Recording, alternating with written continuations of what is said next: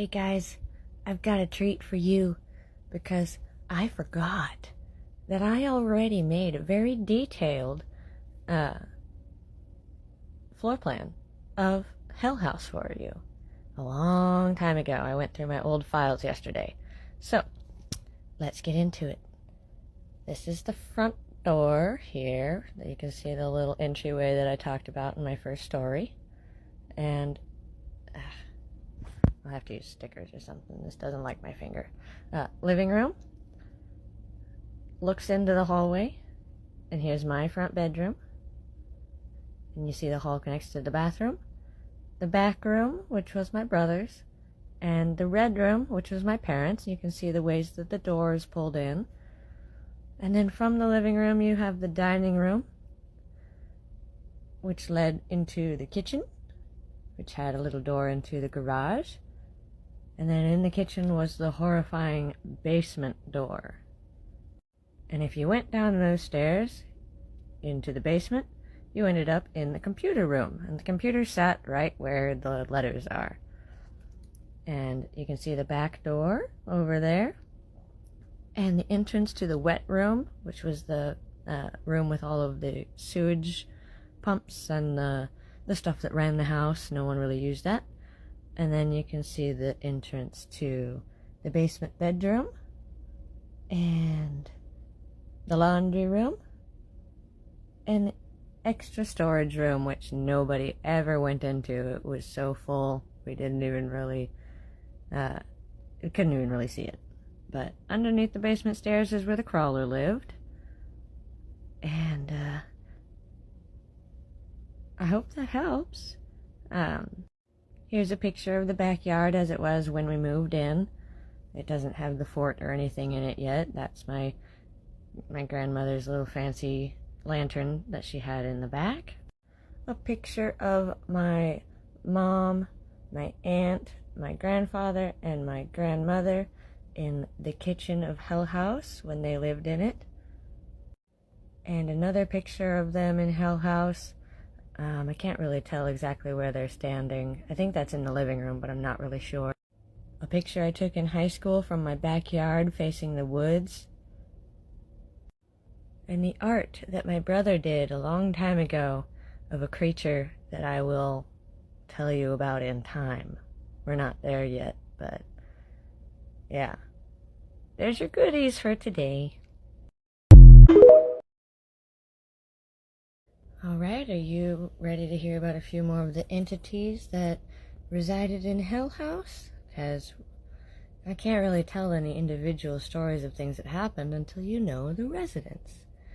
So, you already know about the man in the bowler hat, and the crawler, and the white thing. You kind of know about Radio Ghost, who is not a ghost. I should mention there was never any deaths attributed to Hell House. So the entities that we saw were not of human origin, or they would have been from the cemeteries that were built in the area before the houses were built. But I do know for certain several of the entities there were inhuman, and Radio Ghost was one of them. And he was the one who liked to play with electronics. And over the course of my living there, I befriended him, and he helped me keep the man in the bowler hat out of my room. And he had free reign of the house, so it's not like he was tied to any particular place. And there were also the two children in the bathroom that many, many, many people heard on frequent occasions. They were a daily experience in Hell House. You would hear them splashing in the tub and giggling, and you could see them out of the corner of your eye when you were in the bathroom. They were both blonde, about kindergarten age, maybe a little younger. The boy was in little overalls and a little shirt, and the girl was in a little overall jumper dress, and they matched. And I never saw them apart. I think they were the same entity, portraying itself as two children. They did not feel particularly evil or harmful in any way. They just were there. They played typically with what looked like little wooden toys. sometimes you'd trip on them even though they weren't really there. And out of all of the inhabitants of Hell House, the children in the bathroom, for me at least, were the most soothing. They were sweet. They never did anything to try to scare you, they just wanted to play. So I believe you are now up to date of all of the individual entities that we saw there and lived there, and now we can get into some of the deeper stuff that was a bit more mysterious and we don't really know what they were. And we can get into some specific instance stories instead of overall descriptions of inhabitants. I would venture as far as to say we both do. Yeah, probably. Oh well, gave us some cool stories.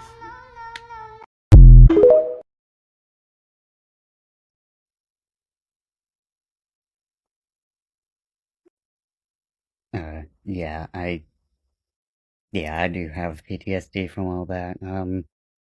I actually, back in 2015, had to go have a little stay at the, at a behavioral ward, because, the kind of urges that, um, the entity in the closet, started making me feel, and also the things that it started telling me. Um,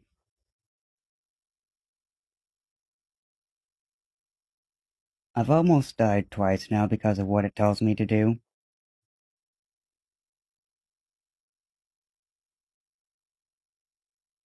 Yeah, it fucked me up. Let me clarify that there were three, Jesus, three instances where I was hospitalized due to, this thing in the closet driving me to, do the thing where you stop doing anything or being anything. I've heard that word is illegal on this site, so I'm sure you're all smart enough to put that together. And it also made me, not just lash out at myself, but also at others, like, really badly. Um, it caused me to be extremely negative on a constant basis. Um, and it would also, give me nightmares, usually pertaining to, um, like traumas I've already experienced from completely, regular sources, mostly humans. Um, and it leaves a physical sensation, specifically in an area on my body that has a lot of, like, nerve damage. I don't know why that's important, but, another thing about it that just kind of fucks me up. But yeah, no. Uh, in conclusion, yeah, I was traumatized by that thing, and am still vaguely being bothered by it now. We've taken precautions against it, but time. I don't think it'll let me put both of those comments in there, but she basically ends off saying that it had long hair and was a tall shadow, and when she woke up, it wasn't there, and she's never seen anything like that before. Um, that is concerning. As I said, Hell House seems to be waking up with all this attention we're giving it, and if you are experiencing things too, then I don't know what we should do about that. Any suggestions on what we should do? I am all ears.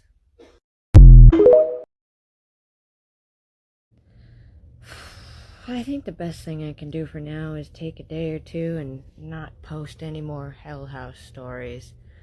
I'm only going to take a few days, but I'm going to post some more positive content to try to shake Hell House off of everyone who's watching it. Don't want to water those seeds, if you will. So stick around for more Hell House in a few days. Just gotta tend to some weeds, as it were.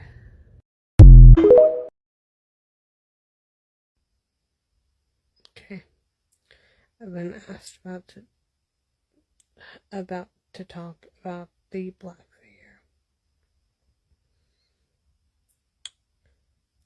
We were in the basement listening to probably Marilyn Manson or Cradle of Filth, I don't know, on the computer. And then that back door popped open. We definitely got freaked out. Ran upstairs, told Mom and Dad about it. Dad went out with, I think, a baseball bat to try and figure out what was going on. But obviously, there was nothing real there.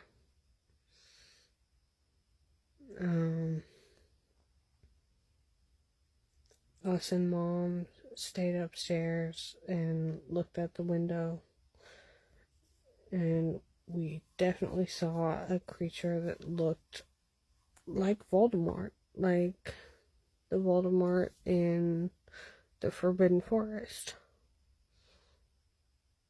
like creeping around. And we were all super terrified. Dad made sure the basement door was super locked, and then we just kept looking out the window and kept seeing it and seeing it and seeing it. And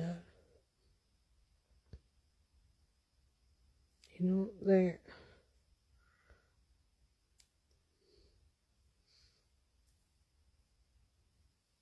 it was terrifying. I remember us like huddling in a corner somewhere going, oh my god, holy crap. And Mom was like, guys, get away from the windows. And Dad had his whatever he had. I think it was a baseball bat, but he came back in scared. And that's how the rest of the night went.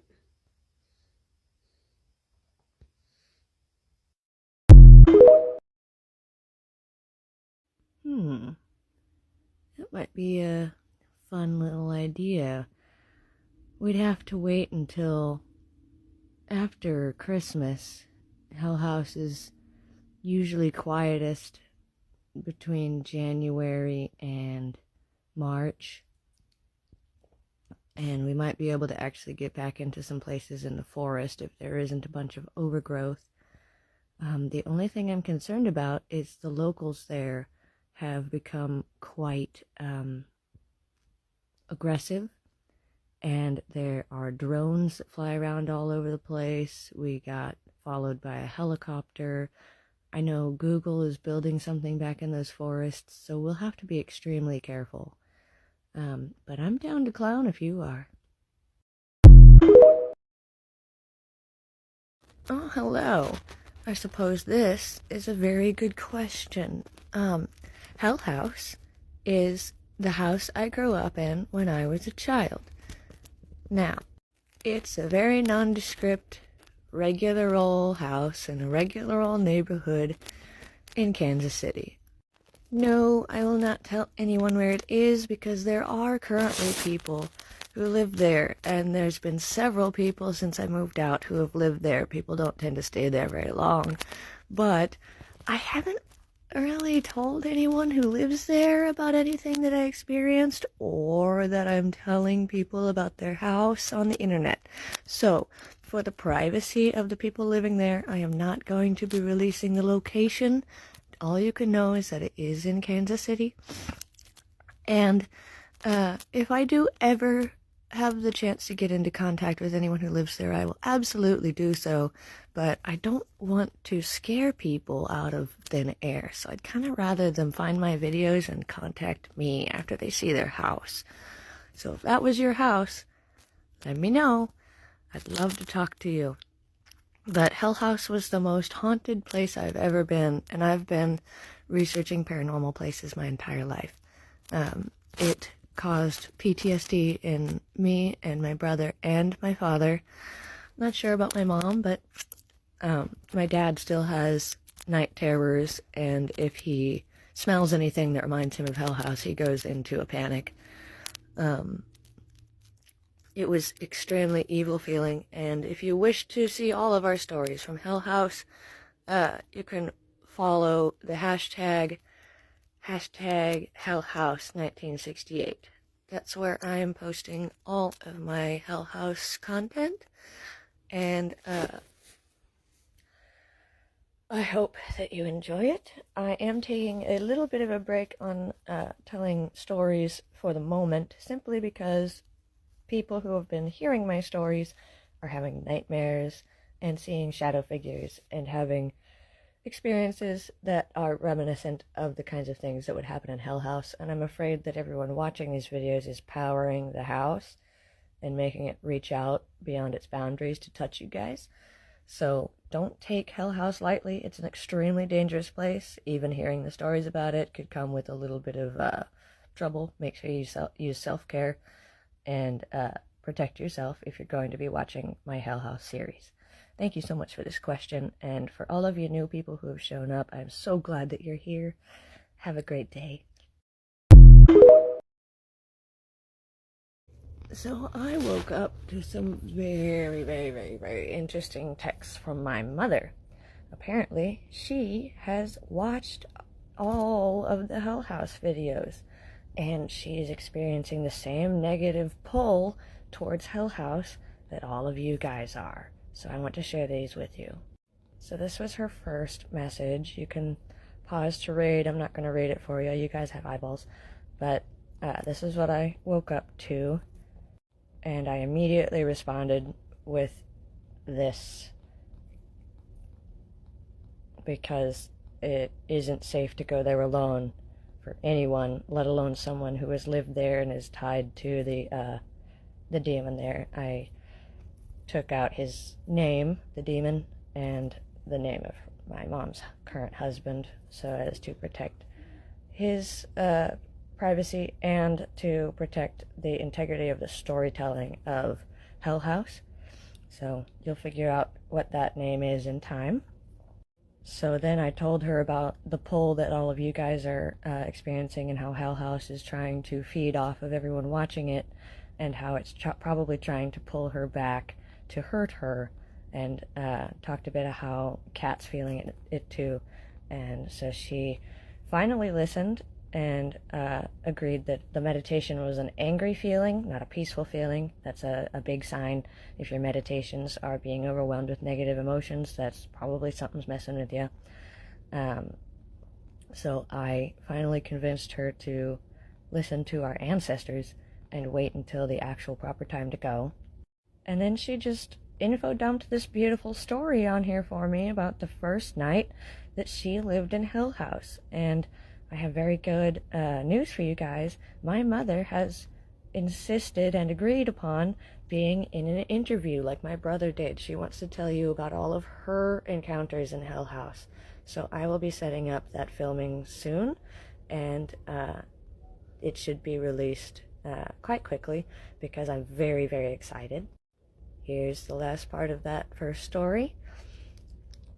And I've also been able to get my father to agree to type up some of his experiences and let me narrate them. He's much more shy than my mom is. He's never going to put his face or voice online if he can help it. So you're going to get some stories from both of my parents. My mom is going to be on here herself, and my dad is going to give me things to share with you guys. So that's the update on Hill House today. I hope you have a good day. Be careful, it is still pulling. Yeah, that was pretty much my what I've come to decide. I'm still wishy-washy. Like, there is a huge part of me that really, really, really, really wants to go back and continue fighting. But there's also a huge part of me that never wants to go back. Ever. And with it being so big right now, I think we're going to give in to the not going back one right now. Because, ooh! Yeah, ooh, indeed. But yeah, all of this tension is definitely waking the house up. And I also don't really feel like I should go back until I somehow contact the poor people who live there. I feel really bad for them. But I don't know how to go about doing that. So if anybody's ever gone through something like this where they had to go back to a childhood haunted house that was really haunted and talk to people who lived there, let me know, because I don't know how to swim through these waters. But I truly feel like these people deserve to know what they're living in and that people are talking about their house. So, yeah. Not going back just yet. No, sir. No, sir. No, sir.